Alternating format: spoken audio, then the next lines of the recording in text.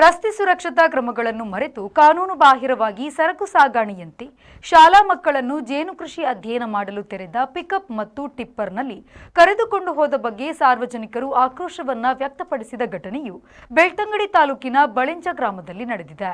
ಇತ್ತೀಚೆಗಷ್ಟೇ ಶತಮಾನೋತ್ಸವ ಕಾರ್ಯಕ್ರಮವನ್ನು ಅದ್ದೂರಿಯಾಗಿ ನಡೆಸಿ ಸರ್ಕಾರಿ ಉನ್ನತೀಕರಿಸಿದ ಹಿರಿಯ ಪ್ರಾಥಮಿಕ ಶಾಲೆ ಬಳೆಂಚದ ಪ್ರಭಾರ ಮುಖ್ಯೋಪಾಧ್ಯಾಯರಾದ ಕಿರಣ್ ಎಂಬವರ ನೇತೃತ್ವದಲ್ಲಿ ಶಾಲಾ ಮಕ್ಕಳನ್ನ ಪಿಕಪ್ ಮತ್ತು ಟಿಪ್ಪರ್ ವಾಹನದಲ್ಲಿ ಜೇನು ಕೃಷಿ ಅಧ್ಯಯನದ ಹೆಸರಿನಲ್ಲಿ ಸ್ಥಳೀಯ ನಾಲ್ಕೂರು ಬಳಿಯ ಅನಿಲ್ ಫಾರ್ಮ್ಗೆ ಕರೆದುಕೊಂಡು ಹೋಗಿ ಬಳಿಕ ವಾಪಸ್ ಶಾಲೆಗೆ ಕರೆದುಕೊಂಡು ಬಂದಿದ್ದಾರೆ.